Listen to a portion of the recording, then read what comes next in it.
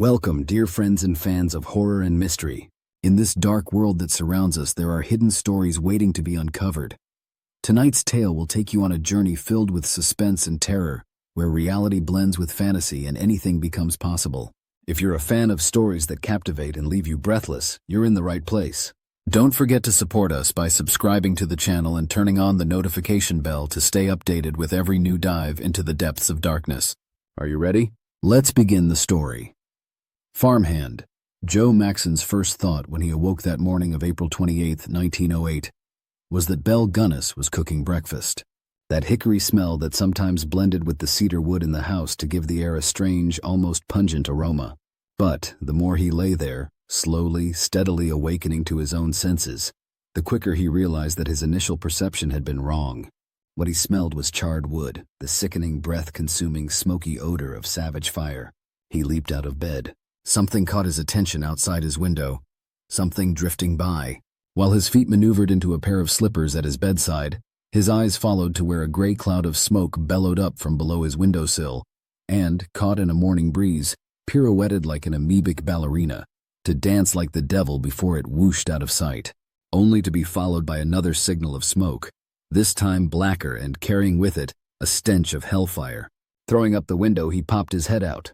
From below, from what was the kitchen window of the house, smoke issued in puffing rhythm, accompanied by an intermittent snap of a flame that seemed to be teasing what was left of the white lace curtains. My God, he thought, the house is afire and the inhabitants are asleep.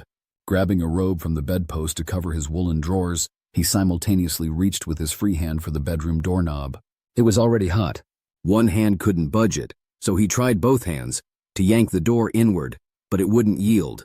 The wooden frame had blistered to wedge the door. He banged with his fists upon the thickness of the door. Not because he himself was trapped, for he knew he could escape easily enough through the window if need be, but to rouse the sleeping landlady and her children. "Mrs. Gunness," he cried. "Wake up, fire! Mrs. Gunness, the house is burning! Myrtle, Lucy, Philip, fire!" He listened a moment, hoping to hear through the keyhole the family scampering through the hall, alerted to reality. "Mrs. Gunness," he tried again. "Children." But no sound answered him, not even a whimper. His own room was filing with hacking fumes, and he was afraid that at any moment the tin of kerosene he had bought yesterday for Widow Gunness, and which she had him put in the kitchen, might explode. He dashed through the smoke, raced down the servants' stairs that led to the kitchen, and groping, somehow found the screen door to the yard beyond. A golden morning sun was tipping the eastern horizon of Indiana cornfields, unaffected by the unfolding tragedy.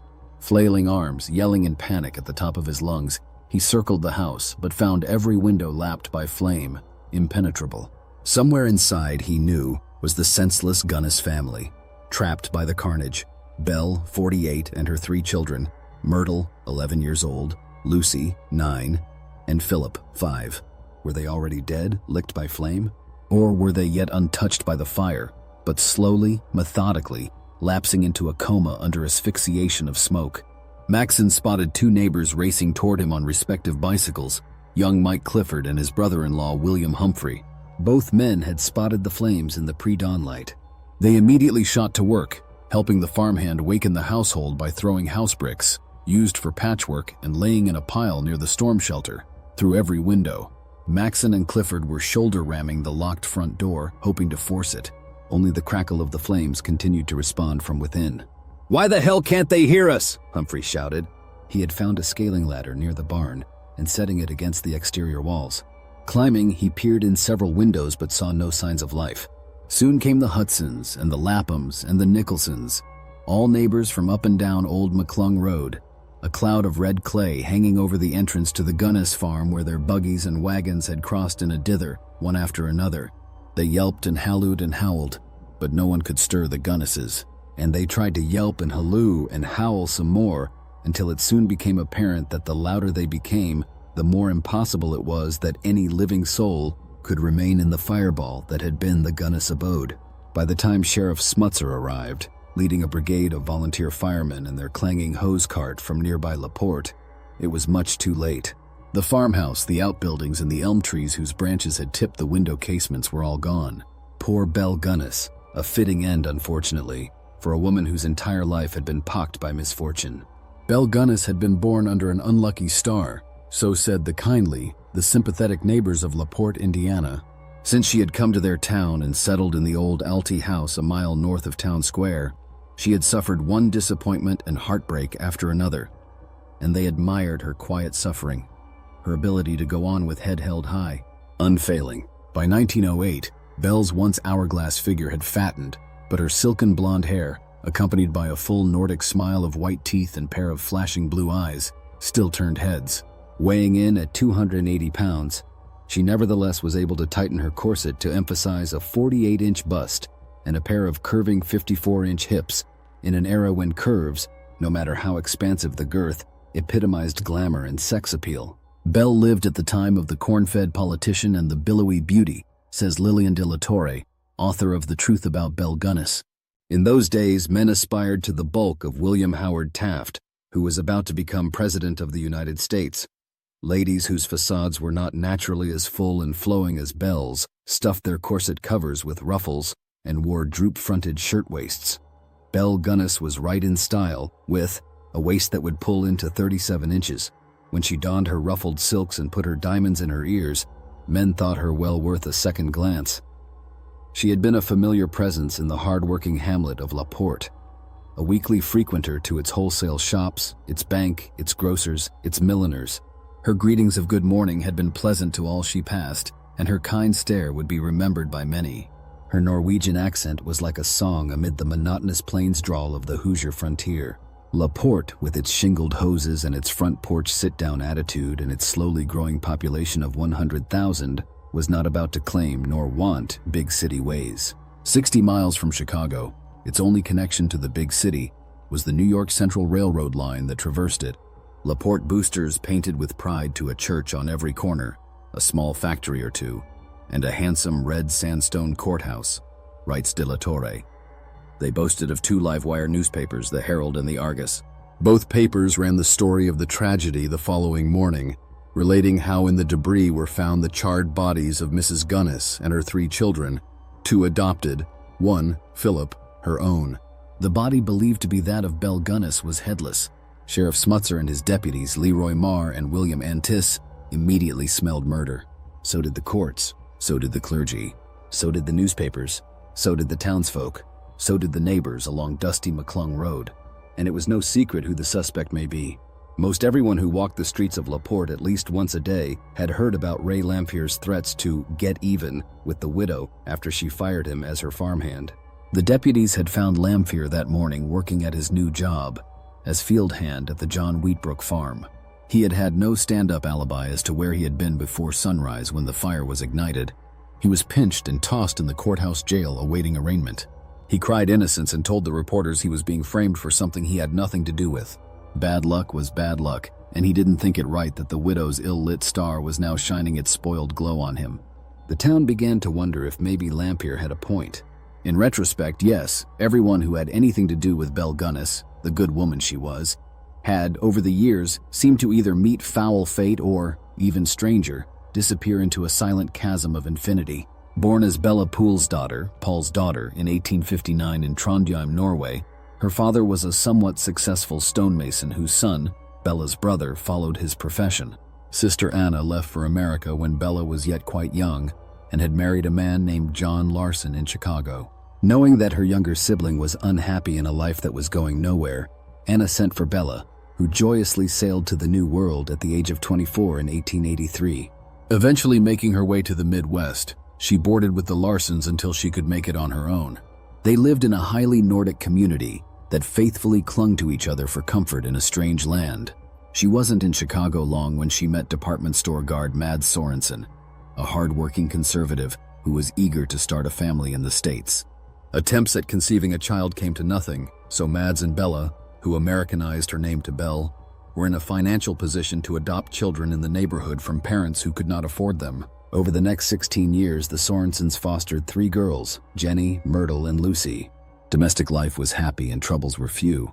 Oddly, the family troubles with fires. They had to move 3 times after a fire consumed their houses, and miraculously, left the residents all untouched. As well, according to the LaPorte Historical Society, the Sorensens owned a small store in Chicago, that only turned a profit after it burned and they collected the insurance. On the whole, Chicago neighbors recalled Belle as a good wife to Mads and a doting mother who rarely raised her voice, except once in a while, to scold her children with a simple, "Ya all eats the Brussels sprouts," or "Dere is no tapioca puddings for the dessert." Tragedy struck in early 1900 when Mads died suddenly of undetermined causes. His only symptom had been chest pains the day of his death. Doctors signed the death certificate heart attack. What monetary problems widow Sorensen might have had were eradicated when a pair of life insurance policies on Mads brought in nearly $8,000, a huge sum in those days. Packing up her 3 foster children and the cash tight in her purse strings, Belle moved to LaPorte, Indiana. LaPorte was an area heavy with fellow Norsemen that her late husband had known about and where he had been planning to eventually retire. She plopped the insurance money down on a farm up for sale by the county, a former house of ill repute that had fallen into disrepair since its madame, Maddie Alti, passed away at a crisp old age. It was a square house of red brick, 2 stories high, and set on the edge of an orchard on one side and a shallow swamp and forest on the other. McClung Road, which paralleled it, rolled over Mild Hill and Dale south to LaPorte, whose church steeples peeked from over the patch of woodland a mile south. Belle swept out the ghosts of its painted women and aired out their cheap sour perfume that dallied in the narrow hallways and recesses. To the Christian relief of her neighbors who had always hated such a business, operating so near where their children were playing, Belle Sorensen turned the abode into a comfortable home for her and her happy brood. Explains de la Torre, Maddie Alti's showy marquetry parlor floor and its dark walnut furnishings were polished until they shone. Simple ruffled curtains of white were put up to brighten the tall, narrow, tree-darkened windows. A handsome front fence was put up by a young hardware clerk, Charles F. Parman, who was puzzled, however, by the square of Kokomo link fence that penned hogs in the back on the rise that sloped to the swamp. His customer had ordered that the fence be 6 feet high and topped by barbed wire, unusual for a hog pen. For what hog could ever jump even half that high? The house had 6 bedrooms, a spacious dining room, a long kitchen, and a high-beam cellar. Kerosene lamps throughout kept the place well illumined. Carpenters, like Parman, were retained to free the clogged-up drain spouts, straighten the sagging shutters, and reinforcing the small barn that stood across a patch of a yard. Not long after she arrived in LaPorte, Belle produced out of nowhere a new husband. He was tall, good-looking, blonde, and bearded Peter Gunness, a farmer by trade. He brought with him a baby boy from a previous marriage who, not long after moving with his father, contacted a virus and died. The Gunness family's grief soon mellowed out under the many hours of hard work required to keep the cornfields thriving. Irrigating, planting, sowing, everyone had his or her responsibility. Her children helped where they could, feeding the hogs, cleaning the corn crib, raking. Peter Gunness and Belle became regulars in town on trade day, selling their cattle for meat and trading manure for tools. Then, one winter eve just before the close of 1900, daughter Jenny, hearing clatter below, rushed from her upstairs room to find her stepfather Peter writhing in pain on the kitchen floor. Standing over him weeping was Belle, who screamed that the large iron meat grinder had fallen off the shelf onto his head. He died before sunrise. Over the next several years, the farm prospered, better than Belle's luck with men. Farmhand after farmhand that she hoped would turn into a husband left her dry, often in the middle of harvest, when muscle was especially needed. Time after time, it appeared that perhaps one of them, such as hefty Peter Carlson, was turning into a suitor. Some even talked marriage openly, then disappeared in the dead of night. 19-year-old Emil Greening, son of a neighbor, often came forward to offer his services between Belle's would-be suitors, but of course, he had no attraction to the older woman. His interest lay in Jenny, who had developed into a lean, rosy-cheeked blonde of dimples and giggles. But his interest in the Gunness place waned after Jenny suddenly decided to go to college in San Francisco and left without nary a farewell. Emil was heartbroken. Then came Ray Lamphere. Belle had first seen the curly-headed 30-year-old odd-job carpenter about town in the spring of 1907, and, knowing he was looking for work, asked him to hire on as her farmhand. He was glad to have the work, if for nothing else than to support his drinking habit, and took up residence in Belle's spare room on the second floor. According to De La Torre, Lamphere was not too bright, but was talented with hammer and nail and not afraid of work. It wasn't long after that they were seen together arm in arm about town, he as lean as she was overweight. In the gin mills which he frequented, Lamphere would boast to his pals that she had seduced him because she thought he was quite a man, then display the watch she gave him, or the vest, or the beaver hat, or the high-top leather boots.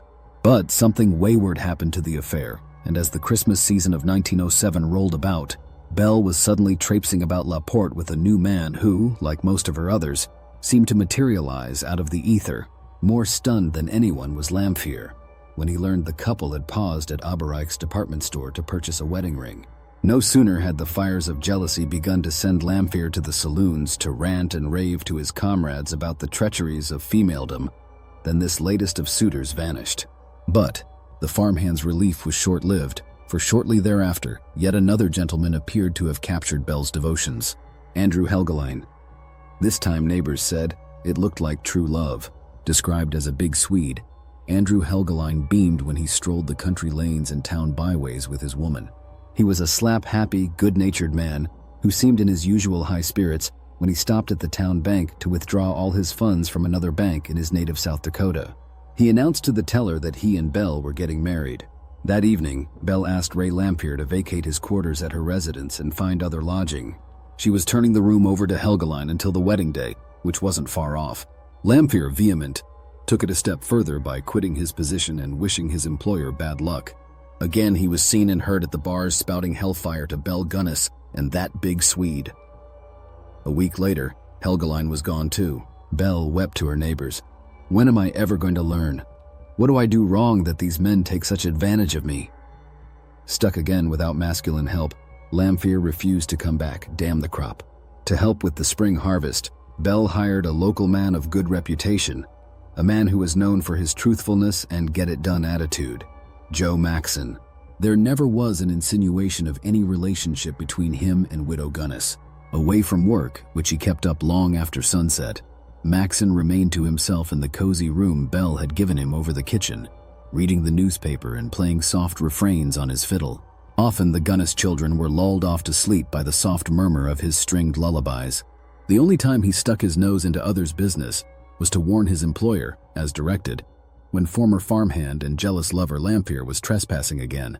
Constant threats to the woman's being, even after Andrew Helgelien disappeared, had forced Belle to have him arrested time and again, but Lamphere would continue to harass by distance. Maxon would often see Lamphere peering from behind the elms that lined the perimeter of her yard. Knowing he was spotted, the latter darted off like a frightened salamander. On April 27, 1908, Belle visited an attorney, M.E. Lilliere, for the sole purpose of writing her last will and testament. She seemed distracted and told the lawyer that she feared what Lamphere might do to her. That man, she told him, is out to get me, and I fear one of these nights he will burn my house to the ground. In the will, she left her property to her children or, in the event of their deaths, to the Norwegian Orphans' Home.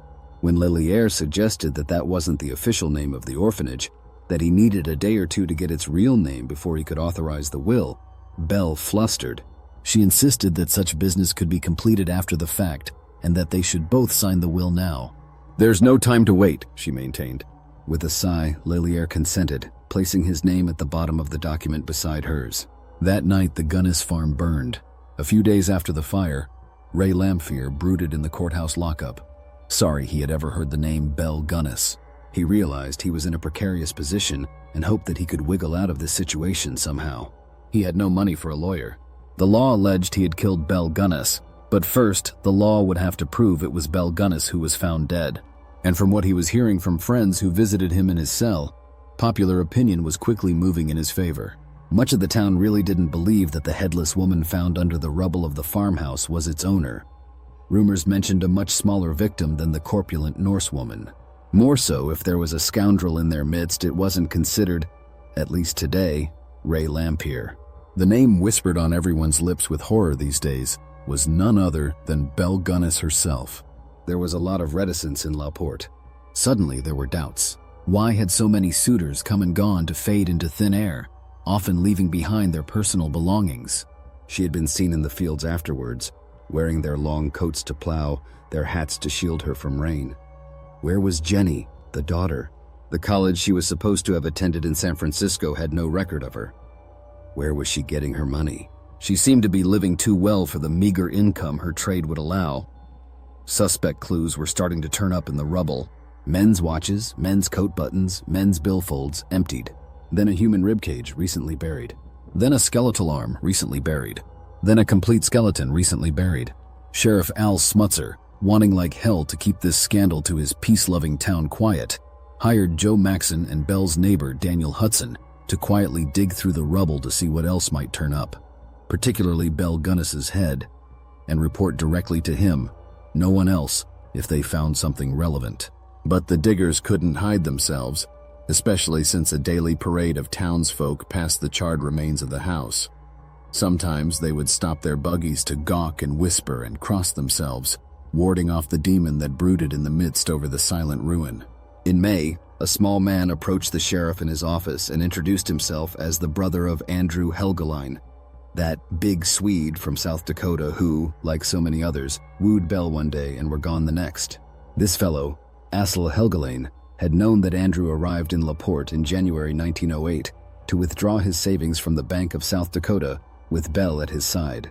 Having read in the Scandinavian newspaper about the Belle Gunness fire and not having heard from his brother since he had left for Indiana, he came to LaPorte to investigate. Andrew, he explained, had first heard of Belle from the mail-order brides column in the Scandinavian, where immigrant brides often advertised for a husband. In his possession were dozens of letters, 6 months' worth, that Belle had written to Andrew, entreating him to join him as husband in LaPorte. In one of her letters, says the LaPorte Historical Society, she included a 4-leaf clover for good measure. Aslo found it strange that after so long a communication, and after entrusting to her his savings, some $100 to $800, his brother would run off. It just didn't make sense. Belle's letters were earthy and painted herself as a good Norwegian woman, desiring a faithful husband, lover, and provider for her and her family. As the relationship grew through the written word, however, Belle began to surface more and more with monetary motivation. After Andrew had made up his mind that he was coming to LaPorte, Belle exhibited a wiliness born from experience. She had written, "Do not send any cash money through the bank. Banks cannot be trusted nowadays. Change all the cash you have into paper bills, largest denomination you can get, and sew them real good and fast on the inside of your underwear. Be careful and sew it real good, and be sure do not tell anyone of it, not even to your nearest relative. Let this only be a secret between us two and no one else. Probably we will have many other secrets, do you not think?" Sheriff Smutzer thought that Asle was overreacting. Belle Gunness, he said, was not a gold digger and surely no murderess. But Asle Helgeline was unconvinced. The latter knew of the digging taking place on the farm and heard that certain belongings such as watches were churning over across the property. Perhaps he might find an article belonging to his prodigal brother. Asle introduced himself to Joe Maxon and Daniel Hudson and offered to help them dig. As he explained later, he had a hunch. He asked farmhand Maxon if Belle had dug any holes on her property, perhaps for trash or cinders, since January, the time his brother had been there. "As a matter of fact, yes," Maxon replied. "There was a large garbage pit behind the house near the hog pen where she had been throwing old boots, ham bones, coffee tins, things like that. She had me cover it over around March. Why?" Without reply, Asle picked up a shovel and began to dig where Maxon had pointed. On cue, the two others followed, unearthing clumps of earth at a time. Near the top they uncovered boots, pieces of crate, trash of a general variety. But then, according to Lillian De La Torre, author of The Truth About Belle Gunness, an unnatural smell began to assail their nostrils. In a little while the spades struck something covered over with some old oilcloth in a gunny sack. The stench was stronger. The diggers lifted off the covering and saw a human arm.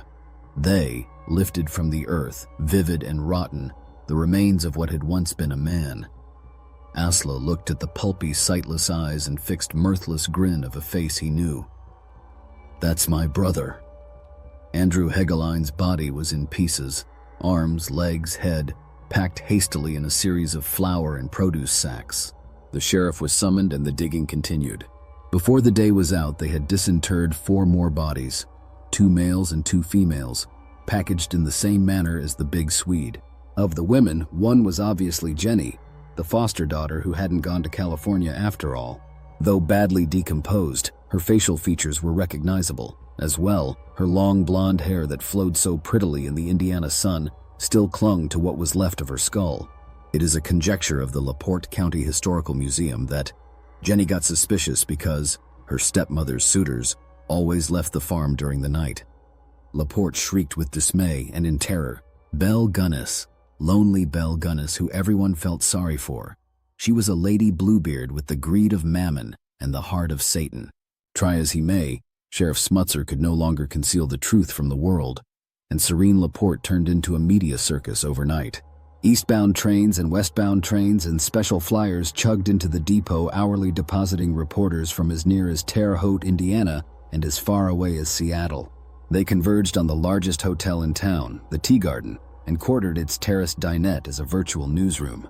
Between it and the Gunness farm buggies, full of notebook, scratching snoops and busy-fingered photographers rambled night and day.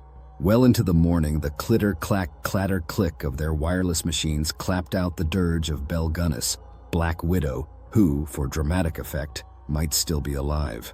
They intercepted the residents of the town for whatever information they could get about the woman of the hour. Many knew her and expressed their shock. Many replied that, now they think about it, yes, she did act awfully suspicious. And as for those bodies found on her premises, wait, there will be more to be turned up. The names, the faces. Where had they gone? The oh-so-many personalities, these farmhands who worked for Belle and courted her. Otherwise but to their mistress's personal execution chamber. Where was Ole Budsberg? Asked the town. He had been another of Belle's potentials. Writes De La Torre, Mr. Budsberg had drawn $1,800 on April 26, 1907. He was escorted by Mrs. Gunness and had not been seen since. His sons had written to ask what had become of him, and the bank cashier called on Mrs. Gunness to inquire. She said Ole Budsberg had gone to Oregon. Swan Nicholson, a LaPorte resident, was asking particularly about a fellow he had come to know and like. Where is Olaf Lindblad? He was fresh from Norway, about 30 years old, and a fine-looking young fellow. Chris Christopherson, who lived off McClung Road near Belle, replied, The last I saw of Olaf was in the spring of 1904. He was moving the old privy, on Belle's property, off its hole.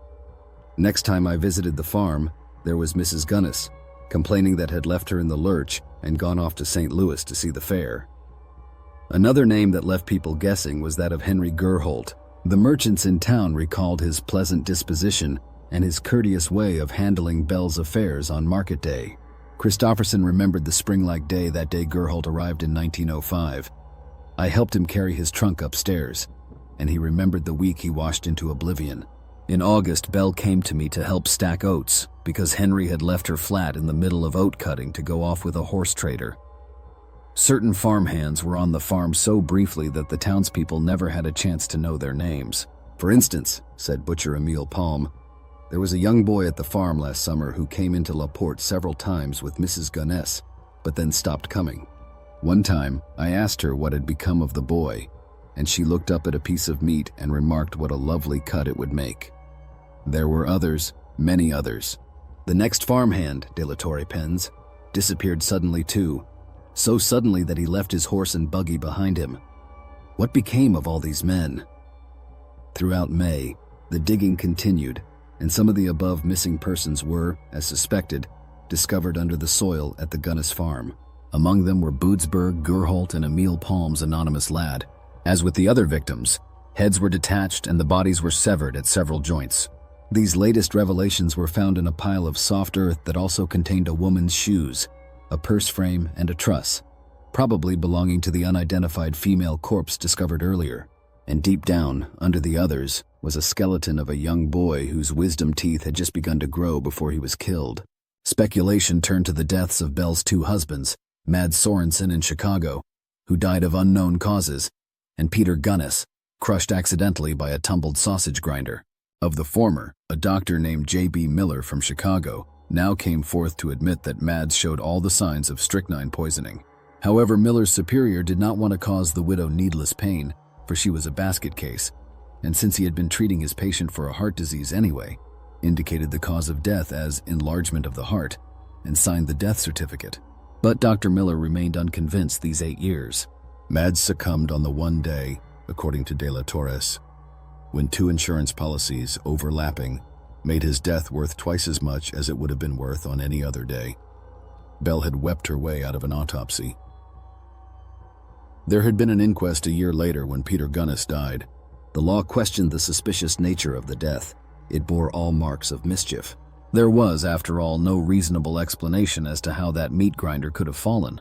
Throughout the hearing, Belle wailed and wrung her hands, a martyr evermore. The sheriff wasn't satisfied, nor was the coroner, who even went as far as to question young Jenny about her foster parents' relationship with each other, hinting murder. Briefly surfacing were allusions to the death of Peter's child while in Belle's care, again suggesting foul play. But in the end, the verdict was accidental death. Mrs. Gunness was cool at the funeral. During the preaching, she sat moaning with her fingers before her eyes. To quote Lillian de la Torre, townsman Albert Nicholson, however, could see that she was peeking alertly between them to check the effect she was making. That made him certain of her guilt. Andrew, he explained, had first heard of Belle from the mail-order brides column in the Scandinavian, where immigrant brides often advertised for a husband.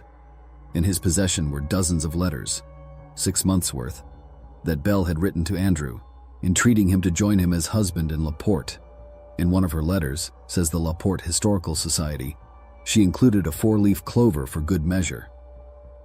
Osley found it strange that after so long a communication, and after entrusting to her his savings, some $1,800, his brother would run off. It just didn't make sense. Belle's letters were earthy and painted herself as a good Norwegian woman, desiring a faithful husband, lover, and provider for her and her family. As the relationship grew through the written word, however, Belle began to surface more and more with monetary motivation. After Andrew had made up his mind that he was coming to Laporte, Belle exhibited a wiliness born from experience. She had written, "Do not send any cash money through the bank. Banks cannot be trusted nowadays. Change all the cash you have into paper bills, largest denomination you can get, and sew them real good and fast on the inside of your underwear. Be careful and sew it real good, and be sure do not tell anyone of it, not even to your nearest relative. Let this only be a secret between us two and no one else. Probably we will have many other secrets, do you not think?" Sheriff Smutzer thought that Assel was overreacting. Belle Gunness, he said, was not a gold digger and surely no murderess. But Asla Helgeline was unconvinced. The latter knew of the digging taking place on the farm and heard that certain belongings such as watches were churning over across the property. Perhaps he might find an article belonging to his prodigal brother. Osel introduced himself to Joe Maxon and Daniel Hudson and offered to help them dig. As he explained later, he had a hunch. He asked farmhand Maxon if Belle had dug any holes on her property, perhaps for trash or cinders, since January, the time his brother had been there. "As a matter of fact, yes," Maxon replied. "There was a large garbage pit behind the house near the hog pen where she had been throwing old boots, ham bones, coffee tins, things like that. She had me cover it over around March. Why?" Without reply, Asla picked up a shovel and began to dig where Maxon had pointed. On cue, the two others followed, unearthing clumps of earth at a time. Near the top they uncovered boots, pieces of crate, trash of a general variety. But then, according to Lillian de la Torre, author of The Truth About Belle Gunness, an unnatural smell began to assail their nostrils. In a little while the spades struck something covered over with some old oilcloth and a gunny sack. The stench was stronger. The diggers lifted off the covering and saw a human arm. They lifted from the earth, vivid and rotten, the remains of what had once been a man. Asla looked at the pulpy, sightless eyes and fixed mirthless grin of a face he knew. "That's my brother." Andrew Hegeline's body was in pieces, arms, legs, head, packed hastily in a series of flour and produce sacks. The sheriff was summoned and the digging continued. Before the day was out, they had disinterred 4 more bodies, 2 males and 2 females, packaged in the same manner as the Big Swede. Of the women, one was obviously Jenny, the foster daughter who hadn't gone to California after all. Though badly decomposed, her facial features were recognizable. As well, her long blonde hair that flowed so prettily in the Indiana sun still clung to what was left of her skull. It is a conjecture of the LaPorte County Historical Museum that Jenny got suspicious because her stepmother's suitors always left the farm during the night. LaPorte shrieked with dismay and in terror. Belle Gunness, lonely Belle Gunness, who everyone felt sorry for. She was a Lady Bluebeard with the greed of mammon and the heart of Satan.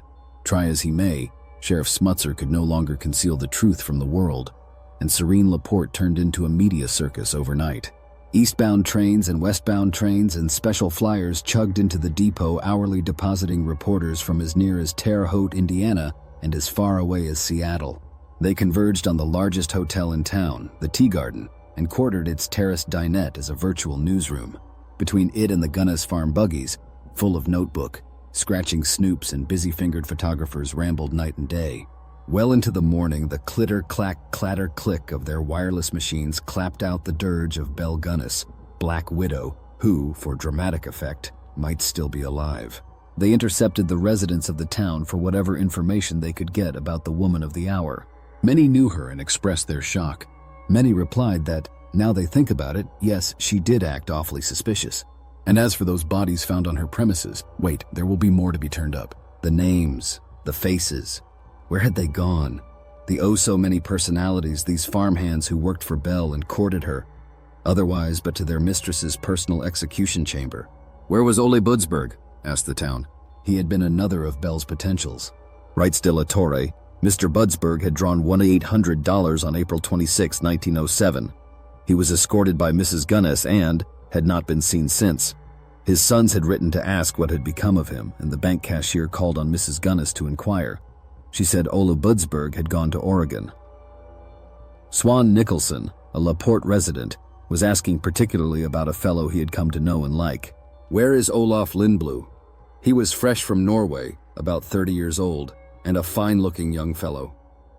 Chris Christopherson, who lived off McClung Road near Belle, replied, The last I saw of Olaf was in the spring of 1904. He was moving the old privy, on Belle's property, off its hole. Next time I visited the farm, there was Mrs. Gunness, complaining that had left her in the lurch and gone off to St. Louis to see the fair. Another name that left people guessing was that of Henry Gerholt.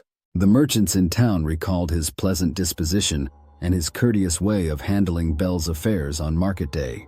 Christopherson remembered the spring-like day that day Gerholt arrived in 1905. I helped him carry his trunk upstairs, and he remembered the week he washed into oblivion.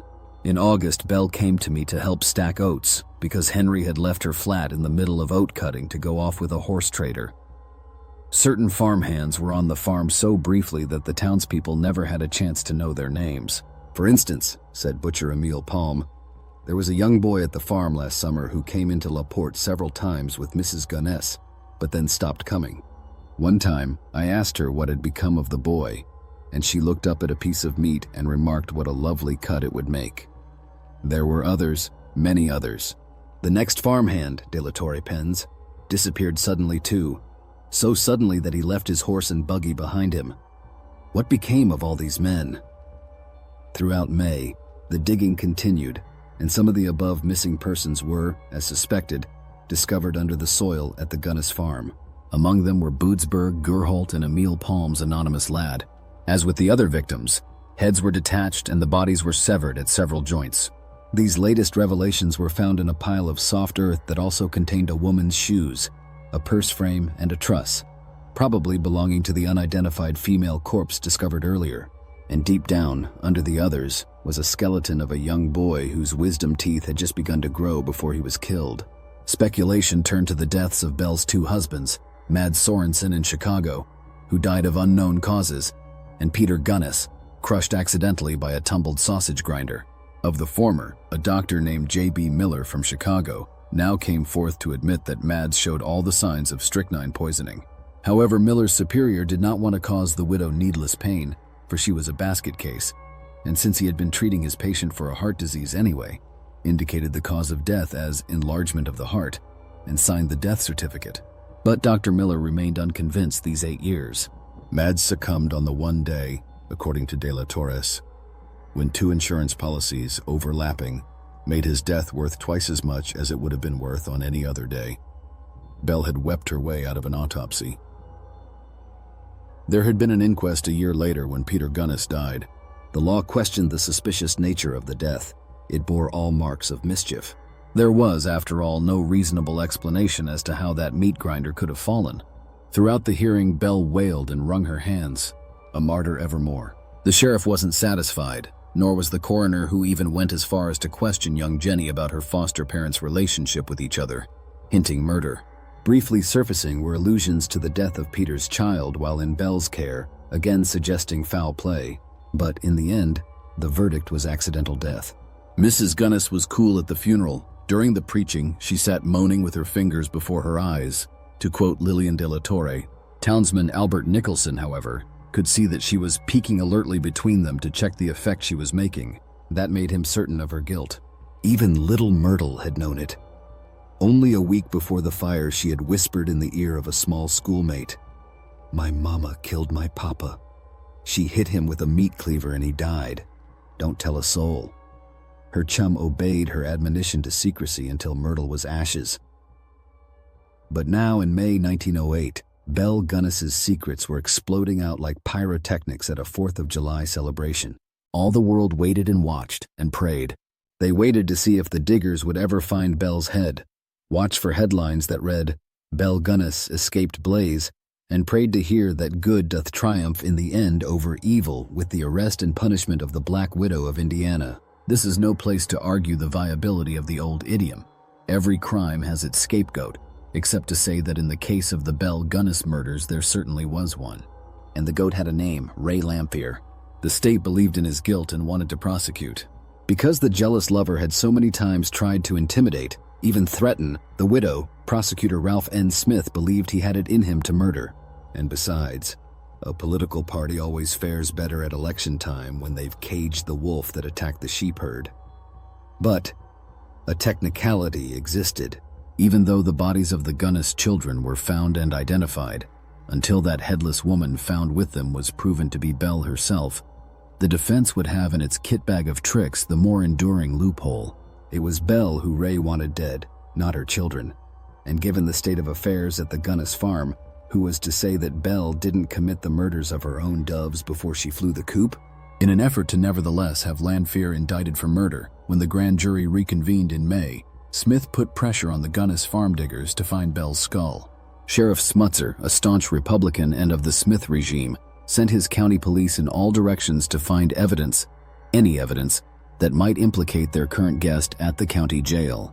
But the investigators found nothing, and the only material turning up under ash and brick at the fire site were more watches, scraps of a burned anatomy guide, silverware, and everything useless to an ambitious lawyer and sheriff seeking justice, and votes according to some townsfolk. However, Mrs. Gunness's dentist, Ira Norton, volunteered helpful information. "If you can find her false teeth, I can identify them," he exclaimed. "Last fall I made her a set of 6 porcelain teeth backed with gold. If Mrs. Gunness is dead in the fire, those teeth are still in the ashes." An ancient Laportian who had once prospected for gold in Colorado was called upon as advisor. Louis Schultz told Smith that if he could have a sluice box, the type they were now using to find nuggets in the Klondike, Smith would have his gold teeth within a week. Schultz provided the promise, Smith the sluice box. In the meantime, the citizens of La Porte were dividing between pro-Lamphere and con-Lamphere. "She's dead!" cried the bankers, who disbelieved anyone would leave town with $720 still in their savings. "She's alive!" argued the local doctor, who examined the headless corpse and found a much more diminutive body than the hefty Belle Gunness. Nowhere were the factions more evident than in the 2 opposing papers in town. The Republican-held Herald supported Smith, while the Argus, under the editorship of crusading Democrat Harry N. Darling, derided the notion that Lamphere was anything but a patsy. The Herald saw Belle Gunness dead. The Argus envisioned her alive and well and on the lam to the devil knows where. Holding half interest in the Argus was town mayor Lemuel Darrow, a Democrat. Because of his political affiliation, the city workers under his patronage naturally, at least vocally, enlisted the pro-Lamphere leanings. For the same reason, the city police refused to cooperate with Sheriff Smutzer's troops in helping to prosecute Lamphere. Instead, Darrow hired the private Clark Detective Agency from Chicago and set its agent, one C.C. Fish, out in hot pursuit of fugitive Belle. Simultaneously, Darrow's law partner, Wirt Worden, offered his services au gratis to defend the Republicans' pawn. On Tuesday, May 12th, Schultz, the prospector, found Belle's dentures.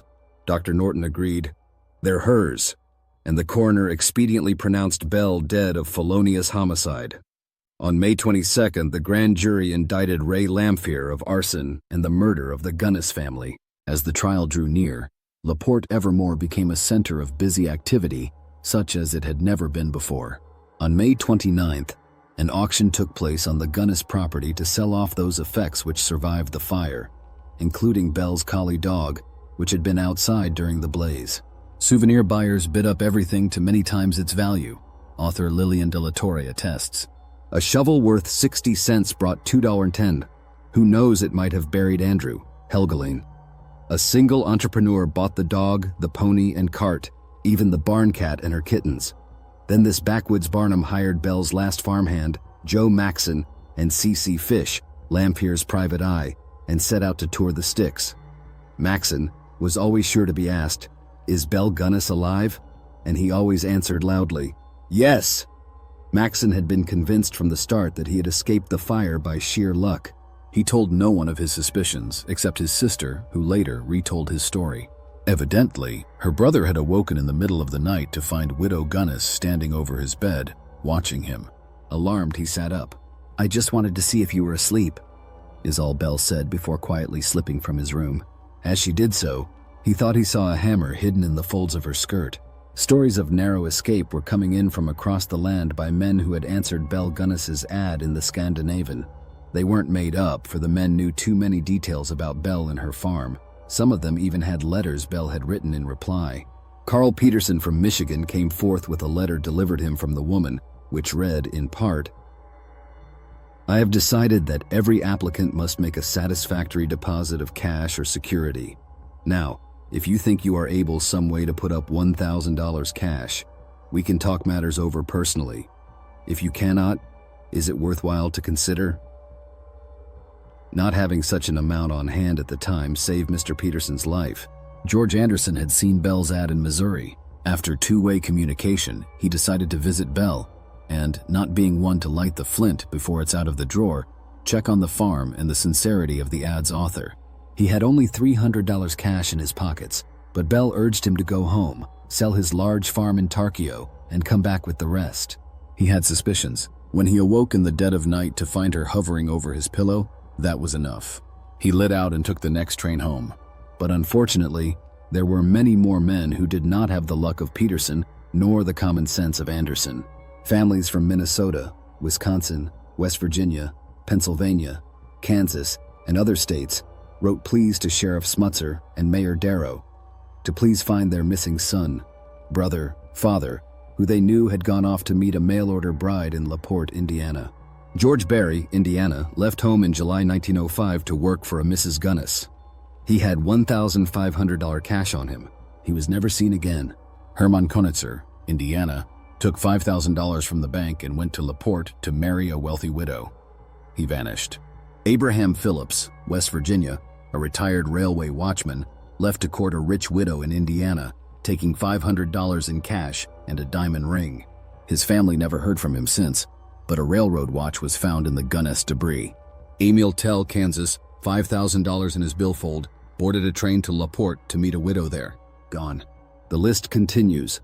Men all telling relatives before they left they were LaPorte bound.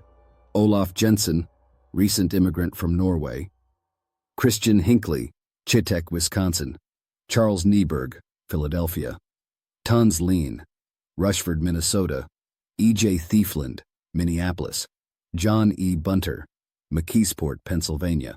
Incredibly, the roll call goes on and on. On November 9th, 1908, after a long, hot summer, unbearably long and hellishly hot for Ray Lamphere, who waited in his musty cell in the courthouse, the prosecution, Ralph N. Smith, and defense, Wirt Worden, came together under presiding Judge J.C. Richter to form a jury.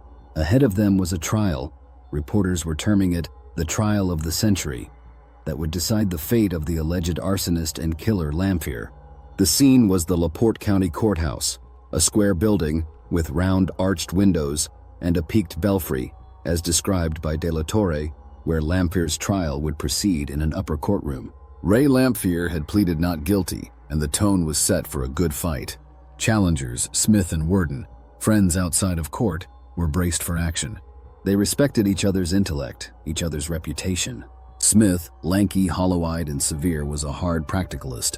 Worden, squarely built and didactic, more emotional. When they faced off in court, brilliant things would happen. First in order was the selection of a jury, conducted with careful diligence by both parties. By the end of the week, both attorneys felt confident that they had carved out an equal representation of open-minded and fair men from LaPorte County. Speaking in similes, the Lampier trial has been likened to a May Day celebration, wrote the allegorical hands of Harry Darling, the Argus's editor. In the spotlight is the May pole, and stretching from the top are 12 long ribbons, each juror holding a ribbon. The entire case of the prosecution hangs on conclusive proof that the Gunness woman is dead. Otherwise, the May pole falls in a crash, and the state's argument is broken and shattered. Unless this spider web of evidence circumstantial is spun around the prisoner, the ribbons will be handed back as they were received, white and spotless.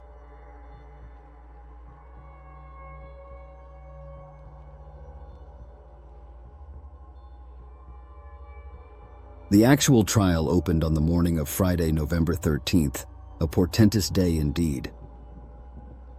The courtroom was jammed with both men and women, most of them having known Belle Gunness personally, many of them acquaintances of the defendant, Ray Lampier.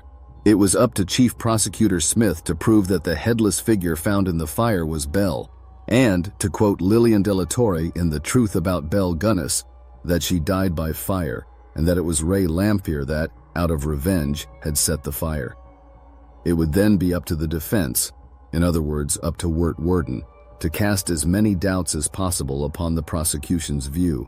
Coroner Charles Mack, the prosecution's first witness, was brought to the stand to convince the jury that the headless cadaver found in the rubble was certainly that of Belle Gunness.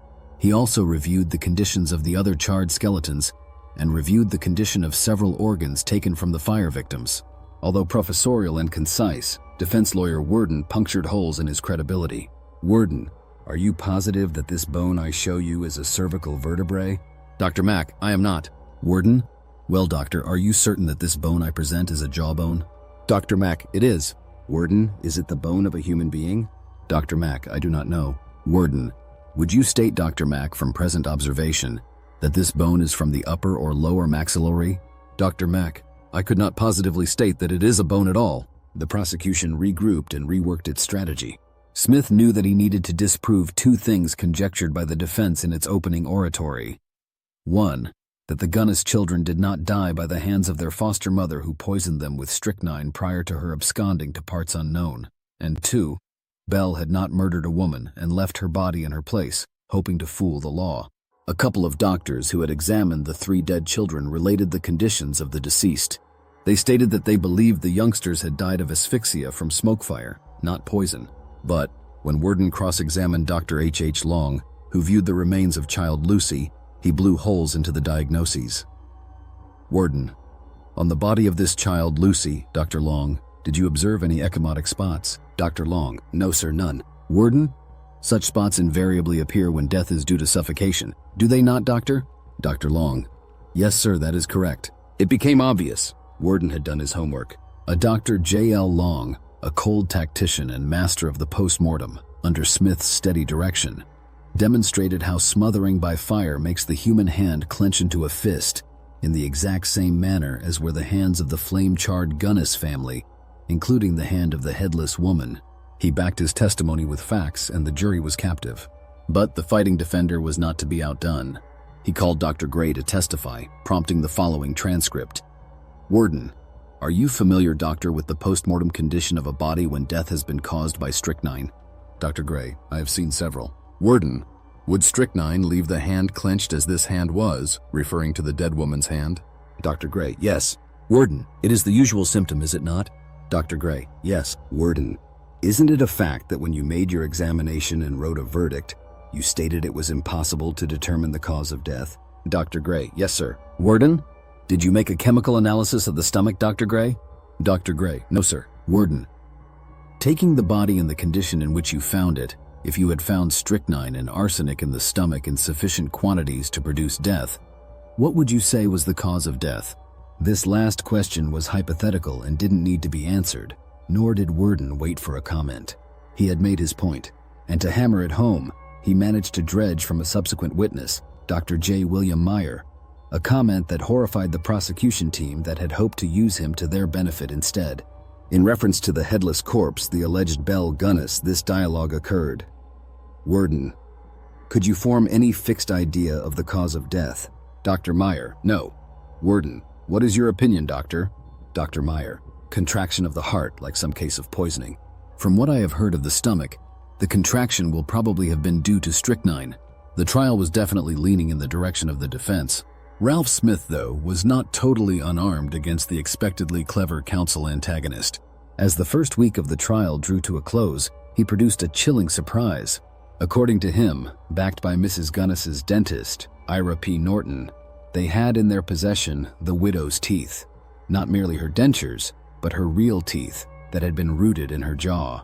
Allegedly, these prizes were discovered in the gutted farmhouse.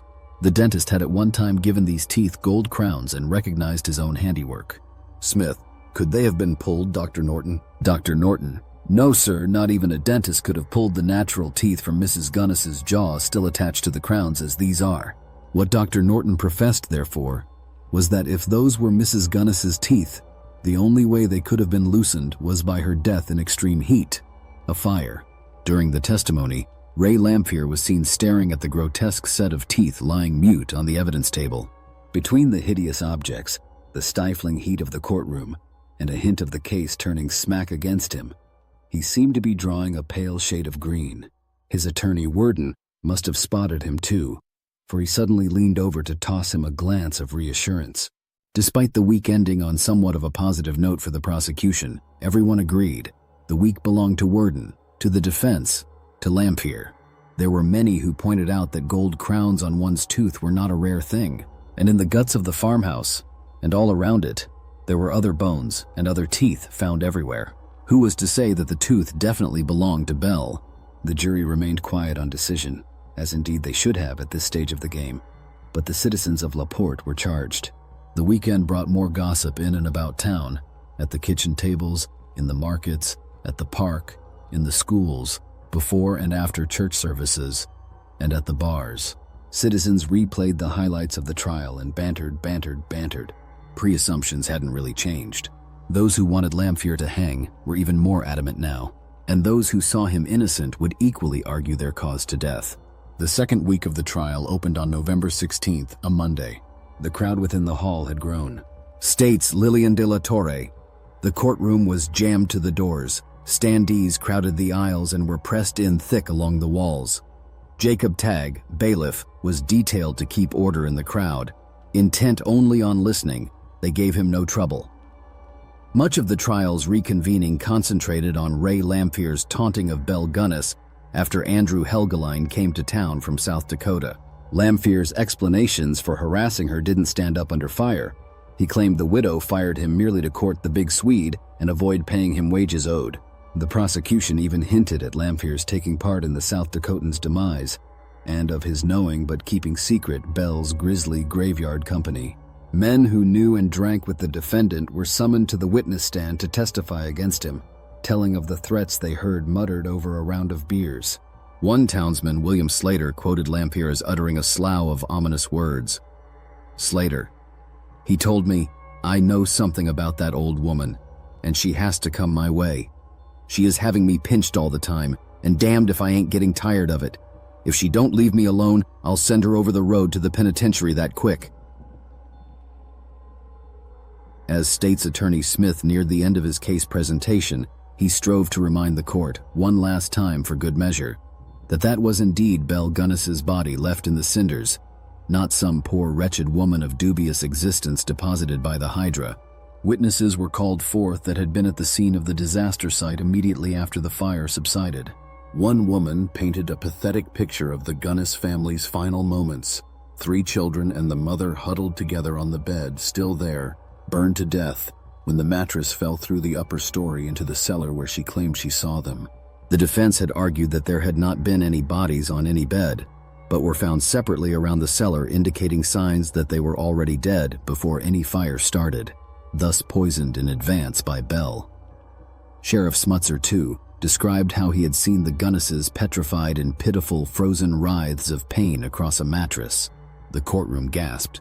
Smith should have stopped there, for he had the courtroom by the strings, but before adjourning he made the mistake of calling to the stand William Humphrey, one of the first at the fire who had helped Joe Maxson try to rouse the sleeping Gunnesses that April 28th morning.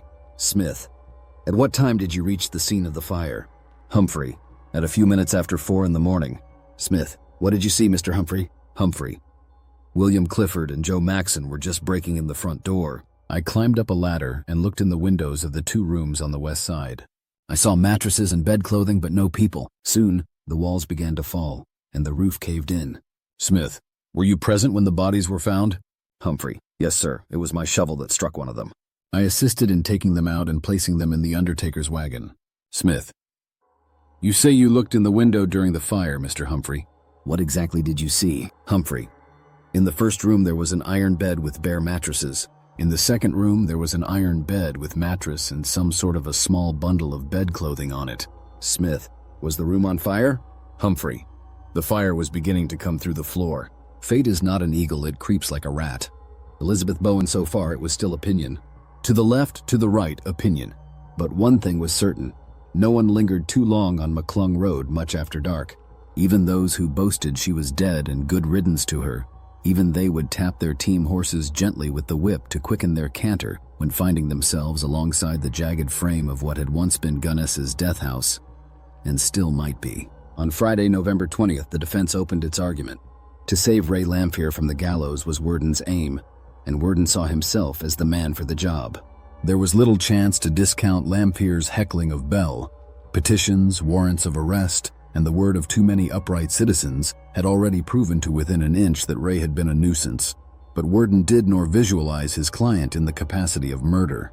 Belle Gunness, he must show, was still alive, that she was still out there, despite the teeth that her dentist said couldn't be extracted unless by her death, despite everything else that Ralph Smith, Sheriff Smutzer, and the Republicans claimed. Again, the courtroom was packed. Nearly 500 people in a room meant to hold half that amount. Worden knew he would have a difficult time disproving the gold-capped teeth theory, but he believed in his heart, and he knew he must duplicate that belief in the hearts of the jurors. That if those teeth had actually come from Mrs. Gunness's mouth, then she threw them into the fire after the fact. If it was not Mrs. Gunness in that fire found in the cellar among the debris, then whose headless body was it? Obviously the victim had been a female. Doctors proved that beyond a reasonable doubt. But the prosecution had seemed to overlook the fact that Lady Greed was not above killing other women despite her propensity for male cash.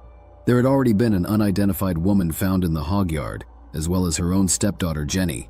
To show a real probability of the headless cadaver as being just one more of Belle Gunness's victims, placed in proxy, Worden called to the stand one John Anderson, who lived immediately down the road from Belle, and who had a high reputation in the community. Anderson had seen something suspicious just 2 days before the farmhouse burned.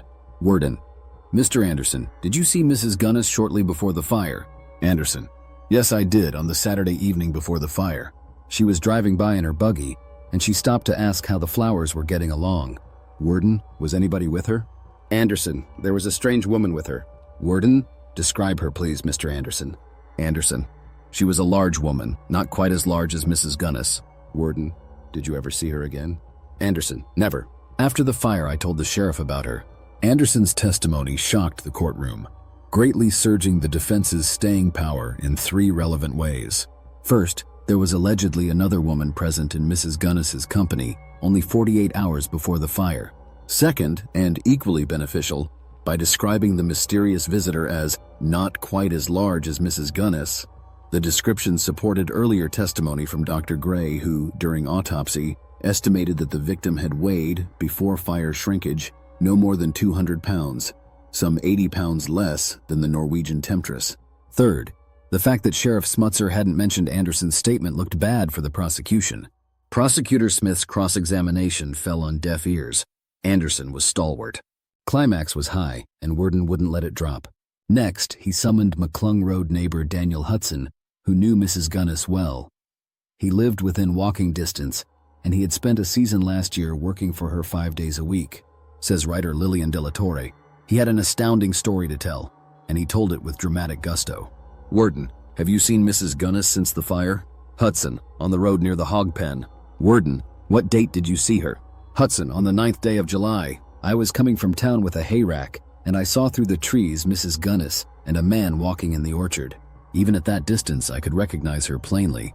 I knew her size, I knew her shape, and I knew her lumbering walk. I never saw another woman who walked like her. She had on a light skirt, black waist, a wide-trimmed hat with a black veil that came down to the chin and a white veil over that. There was a man with her. He weighed about 165 pounds. He had a gray mustache and gray hair. "Warden, what did you do?" "Hudson, I started up my horses to try to get up the hill to the orchard before she could get away. But when I got within 2 wagon lengths of the buggy, they ran to it, clambered in, and raced straight for the main road. I tried to follow them, but they got ahead of me, and I did not like to follow them anymore. There was a good chance of me getting a chunk of lead." Again, a dose of whammy from Warden.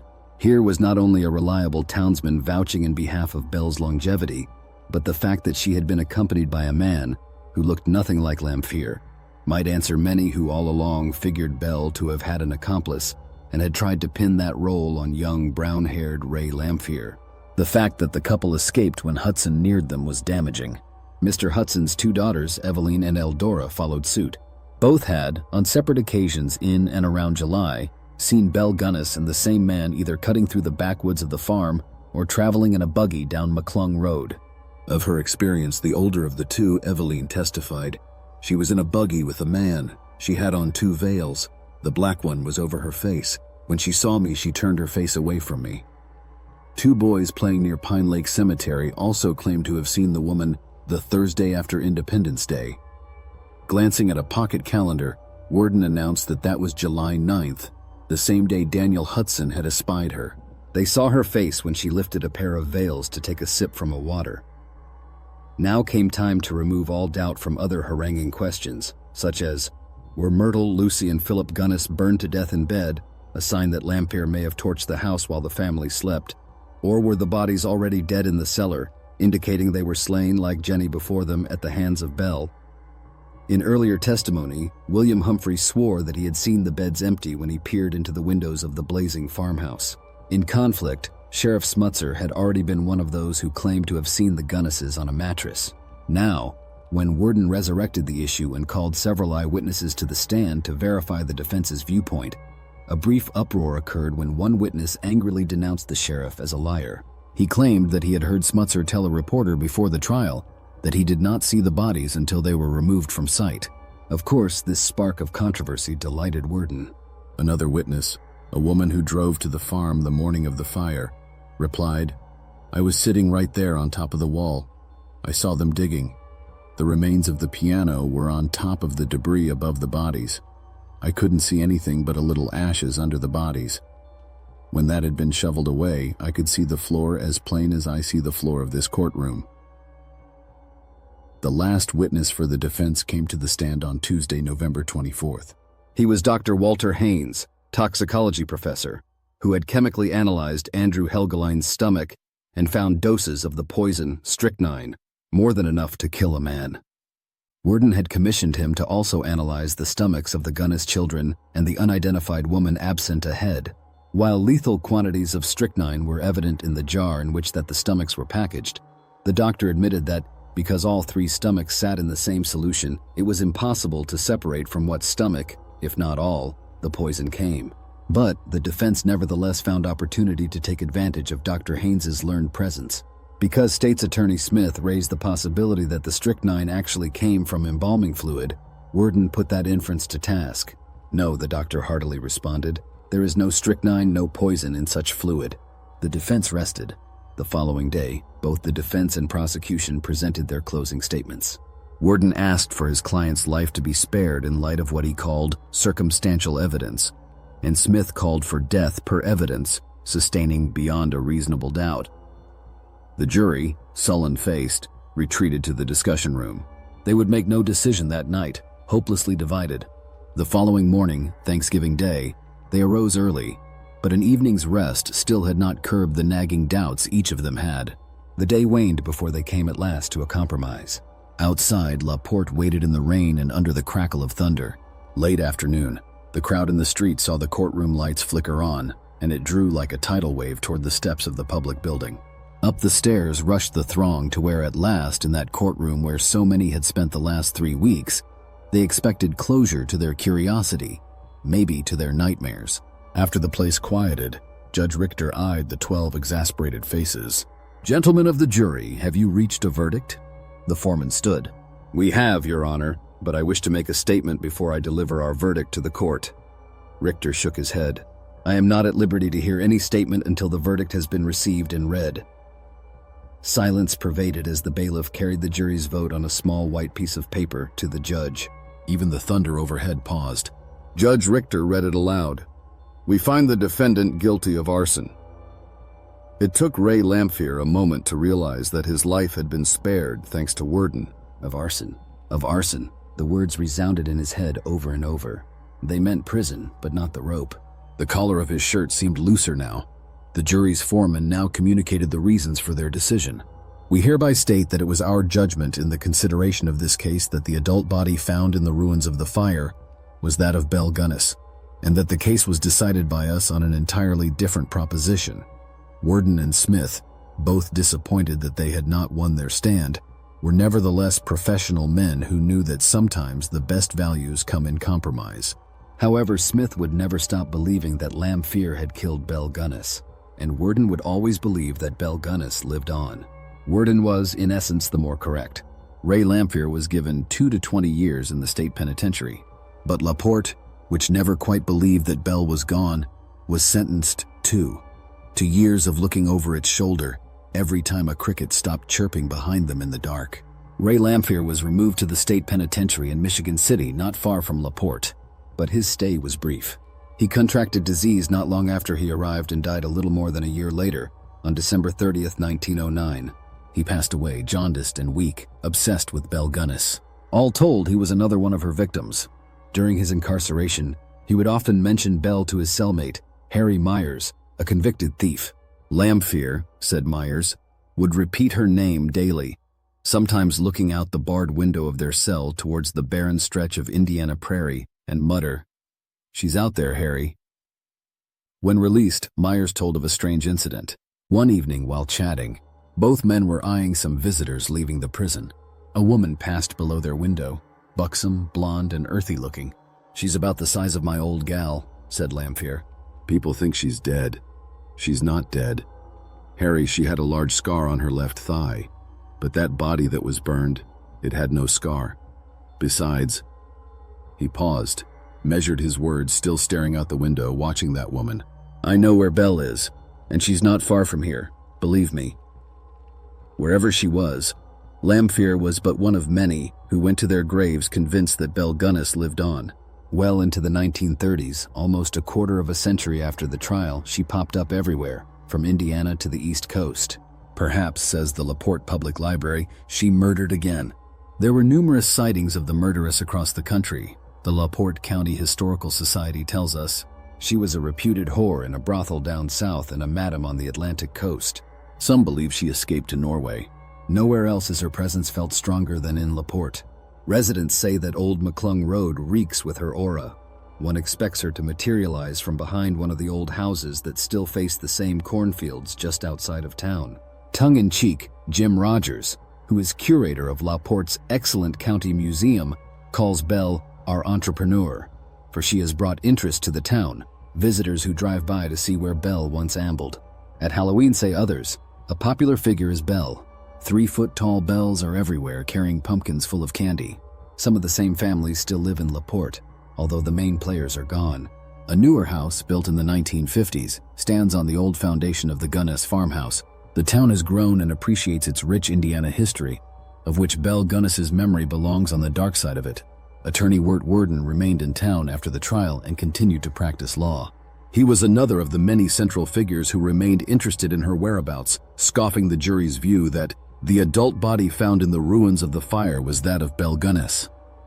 He passed away in 1943, never doubting, said his wife, Belle's escape. But that night, after the trial ended, he walked out over the damp cobbles of his city, inhaled the rain-freshened evening air, and looked up at the sky. Under it, he couldn't help but remembering the lines from Hamlet, "Oh, what a piece of work is man," and realizing the true faculties of that statement. In that context, he realized that heroes and villains coexist, sometimes shoulder to shoulder. After the ball is over, after the break of morn, after the dancers leaving, after the stars are gone. He smiled, hearing a gramophone from inside the parlor of a house at the corner of his block. Human nature, he perceived, never changes. Mankind endures, simply because most of mankind is as nice as those people in that house, who appreciate the lovely things in life, and are gentle and kind and thoughtful. He whistled along to the music as he walked home to bed. Many a heart is broken, if you can read them all. Many a hope that has vanished after the ball. Among those deaths in which the mental state would likely play a key role in determining its manner is the apparent demise of Belle Gunness, a Norwegian-American farmer. Her fate was the central factor of a sensational trial during the early 1900s, and while some were satisfied that she was murdered, others believed she had killed herself, while still others thought she'd faked her death and escaped with a lot of money. Who she was in life provides the best measure to resolve the ambiguity surrounding just how and when she died. The best source for information about the case is Sylvia Shepherd's book, Mistress of Murder Hill. But most books on serial killers also carry an account, as does the LaPorte County Historical Museum in Indiana. On April 28, 1908, an early morning fire raged through Belle's home. All efforts to rescue the inhabitants were stymied, and once the house burned down, 4 bodies were found in the ashes. An adult female and 3 children, 2 girls and a boy. At first, people believed that the adult was Belle, although the figure appeared to be much too small, and she was missing her head. The prime suspect in this apparent arson was a former hired hand named Ray Lamphere, who had worked for Belle about a year and who continued to have issues with her. He was even seen near her farm that morning, and he admitted he saw the fire, but said he had not felt compelled to warn anyone. Lamphere was arrested and detained. Early in May, investigators began to search the property for the possible remains of Andrew Helgelane, who had been missing for 3 months. Belle had written many manipulative letters imploring him to sell everything and come to her, and when he went to visit, his family had not seen him again. The authorities began to dig in a soft spot in the yard, and before long they turned up a gunny sack containing his dismembered body. His legs had been expertly sawed off above the knees, his arms disarticulated, his head removed, and all of his parts shoved into the hole with his torso. Grasped in his hand was some curly brown hair. Another soft spot nearby was examined, and that one yielded the skeletal remains of a young girl. Looking further, diggers found the decayed remains of a man and 2 children. This discovery prompted more exploration, and before it was all over, some 12 to 13 sets of remains had been removed from the ground, with the suspicion that there might yet be more. The exact number is a matter of debate, since some accounts indicate that little was done to ensure that discovered parts actually belonged to specific victims. The majority of the remains were male, but one set was of an adult woman who was never identified, Belle Gunness. Belle's history was re-examined, and reporters wrote about the sudden, inexplicable death in 1900 of her first husband, Mads Sorensen, who had been well insured for $8,500. 2 of her adopted children had died a few years earlier from conditions that might well have been due to poison, and several of her insured establishments had burned down. Belle traded her home in Austin, Illinois for a farm in LaPorte, Indiana, and soon married Peter Gunness, who died 8 months later when, as Belle reported, a meat grinder and jar of scalding water fell on his head, although no burns were present on the body, and the blow to his head did not quite fit the supposed weapon. Belle then placed matrimonial ads in various papers to lure men without family ties and with money, many of whom disappeared. That is, until they were found buried on her farm. Lamphere seemed surprised about the bodies and mentioned that Belle had asked him to purchase poison and chloroform for her, but later reports indicate that he certainly knew what Belle was doing and might even have assisted her. The real mystery was whether he had actually murdered her. He denied it, but his conflicting accounts over the next year and a half made him a less than reliable source of information. Strangely, the debates over Belle's fate aligned according to political affiliations, with Republicans believing that Belle was dead and Democrats insisting that she had faked her death and gotten away. The corpse in the burned building, they said, was likely a woman she had hired as a housekeeper. In the ruins were found a partially burned book about anatomy and one on hypnosis. When poison was found in the bodies, the Democrats considered this proof for their side, but that too was contested. The toxicologist who tested the remains had received 3 stomachs mixed together in one jar, after arsenic had been applied as part of a preservative process during autopsy. A key discovery, 3 weeks after the fire, was the upper and lower dental bridge, identified as Belle's, allegedly found in the ashes. It had some teeth attached. Although the coroner now declared Belle to be dead, even then there was debate, since the bridge showed none of the effects from the fire that other metals had. Some people believed it had been planted there to close the case. Then a jawbone was found, but so was a skull in a vault that was missing its jawbone. The Democrats accused the Republicans of false evidence. On May 23, 1908, Lamphere was indicted on 4 counts of murder and 1 count of arson. He went to trial on November 9th, after the elections. The law partnership of H.W. Worden and Lemuel Darrow took on his defense. Prosecutor Ralph Smith had intended to charge Lamphere with the murder of Andrew Helgelien, but then changed his mind. Instead, he decided to use the legal forum to get closure about Belle's fate. If the jury convicted Lamphere of her murder, then she would be definitively identified and declared dead. In support, the prosecution had the coroner's declaration of Belle's demise and a documented history of trouble between Belle and Lamphere. They also had Lamphere's statement that he had seen the fire, and they had what they believed were Belle's bridgework, jawbone, and a set of rings identified as hers. For motive, they said that Lamphere and Belle had a falling out over money that she was supposed to pay him for assisting her with the murder and disposal of Helgelien. In addition, he was jealous of Belle's attention to Helgelien. The defense stood by the idea that Belle was alive. They even prepared a subpoena for her. They had witnesses that could counter anything that the prosecution offered as proof, as well as experts that could demonstrate their own theories. Smith put more than 36 witnesses on the stand to prove his case. From those who had discovered the fire and seen the bodies to those who had helped excavate the grounds to those who knew Belle, he indicated that while she was indeed a dastardly sort of criminal, in this case she was nevertheless a victim. The real drama of the trial came from the defense.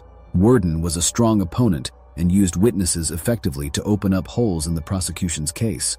They included key items such as the fact that the coroner had not made a complete examination of the burned bodies. The witness who had supposedly found the dental bridge in the ashes could not be located. The bridgework could not have gone through a fire so hot as to incinerate a complete head. And several witnesses claimed to have seen Belle near the farm in July, 3 months after the fire. In addition, the female corpse was much smaller than Belle had been, even accounting for shrinkage from the heat, and a motive for Belle committing suicide was never substantiated. Also, the funds she reportedly got from her victims were nowhere to be found. Worden supplied a motive for Belle to suddenly clear out. He believed that she had been under pressure because she had heard from Helgelien's brother that he was coming to make inquiries about Andrew. On the afternoon before the murder, Belle bought a large quantity of kerosene, and the container for it was found in the basement, not where she usually kept it. Also, the same method she used to kill Helgelien, strychnine, had been in evidence in at least 3 of the bodies burned in the fire. Lamphere had claimed throughout his imprisonment that Belle was not only still alive, but that she had burned down the house, faked her death, and left. He'd even driven her to the railroad station. The defense showed that not only did she have a clear motive, but she also had a criminal pattern and a character sufficiently devious to do this deed. On the evening before the fire, the current handyman said that everything had seemed routine. There was no indication that Belle was morose or suicidal. On November 26th, on Thanksgiving evening, the jury brought back a verdict of guilty of arson. They did not think the prosecution had clearly proven a case of murder. Lamphere was fined $5,000 and given a term of 2 to 21 years in prison. There, he revealed more conflicting stories, from actually being involved with the fire to knowing about many more of Belle's victims and her enormous enrichment from their goods. Yet he also made a statement that he felt certain the body in the fire was hers. Just over a year after he was sentenced, Lamphere died in prison of tuberculosis. Belle was allegedly cited numerous times around the country by people who knew her, but always managed to slip away.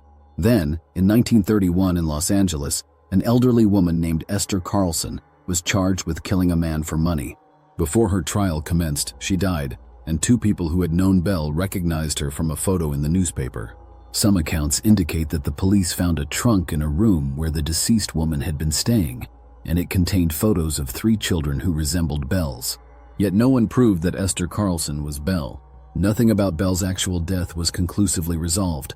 She may have been murdered, she may have killed herself, or she may have died much later of natural causes. This is a good case for a psychological autopsy, because the person that Belle was is the best indicator, as the defense team pointed out, of what she might have done. Since Lamphere had an alibi witness for the time when some neighbors had already spotted the fire burning, it seems unlikely that he started it. Yet it seems equally unlikely that, given his troubles with Belle and her complaints to authorities about him, she would have asked for his help in her escape. Still, since they were lovers at one point, she may have intimated certain things to him that led him to draw such conclusions about her escape plan. Lamphere himself was probably destined to become one of her victims, and the only thing that saved him was his decision not to insure himself.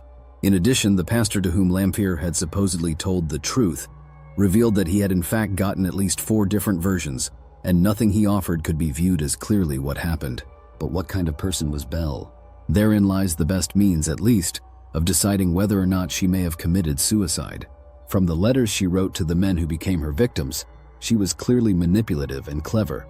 Though she intended only to kill them and take their money, she managed to pen lengthy and flowery expression of eternal love and devotion. She was also strong enough to kill and dismember them, and she did not hesitate to kill children either, if it benefited her. It's likely that she killed her first 2 by poison, and that she killed 2 husbands, one of them by a blow to the head. She also killed a girl in her care, and then told people the girl had gone to school in California. So Belle was a gifted liar. Even so, many people described her as kindly and a good mother. That meant she managed to put on a believable facade. Since she clearly had collected a great deal of money by luring and killing men, and some of these transactions were recorded by banks in the area, then the fact that the money was gone is good support for Belle's escape. So is the fact that a woman estimated to have weighed perhaps 200 pounds could not have been the corpse of some 70 pounds found headless in the cellar of the burned house. No one ever explained the presence or made the identity of the woman seen with Belle the night before the fire. In those days, people did not know much about the condition now called psychopathy, and in particular did not associate it with women, especially mothers. But there were some examples of female criminals, and as Belle's portrait unfolds, she clearly does fit the profile of a female psychopath. Deceptive, charming, manipulative, self-centered, having shallow affect, going through serial relationships, unable to bond deeply with others, and lacking in empathy or remorse. She was also quite likely to repeat her crimes. She does not seem the suicidal type, and there is no evidence from any witness to support this as her end. While she may have been murdered, Sylvia Shepherd doubts that Belle's survival instincts would have been so dim that night as to allow Lamphere to sneak around her home and chloroform them all before setting the fire. They were found together in a pile, so someone arranged them that way. Lamphere never offered an account in his diverse ramblings that fit those facts. Even if Esther Carlson was not Belle Gunness, it seems most likely that Belle did plot the deaths of the unknown woman and her own children to escape detection by Helgeline's brother. She then went off somewhere to start a new life, which probably involved killing again for money. Given the psychological clues, coupled with significant issues with the physical evidence offered at trial, the most likely scenario for the death of Belle Gunness is that she eventually died somewhere other than in the LaPorte, Indiana fire. In a communication from Norway, Hans Jorgensen offered more information about Belle Gunness because he was aware of her background when she lived there. As a 17-year-old girl, he said, Belle became pregnant with a boy from a farm in Selbu, where she was employed. Her family was quite poor, and she was trying to earn money to purchase a ticket to go to the United States. The farm was a long way from her family.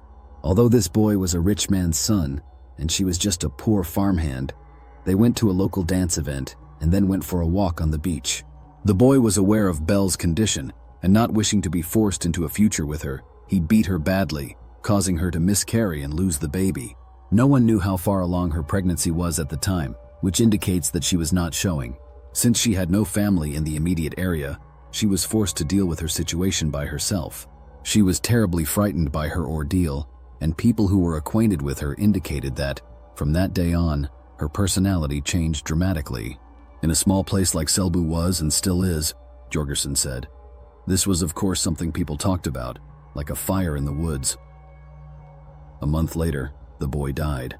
People believed he'd had stomach cancer, but with the quality of medical care and the state of diagnostics at the time, in light of Belle's future acts, it might have been poison. In that case, this would have been her first murder, not that of her first husband, and the boy's brutal treatment of her might have influenced her violent streak. It's possible that after she experienced his rejection and his unfair behavior, She grew angry enough to set her mind on doing whatever she needed for herself, no matter what the cost to anyone else. And so, our story comes to an end for today. In this dark world where reality blends with fantasy, there are always new secrets waiting to be uncovered. Thank you for joining us on this thrilling and mysterious journey. If you enjoyed the story, don't forget to support us by liking, subscribing to the channel, and sharing the video with your friends. We truly appreciate your time and interest, and we look forward to seeing you in the next tale. Until we meet again with a new story, sweet dreams if you can sleep.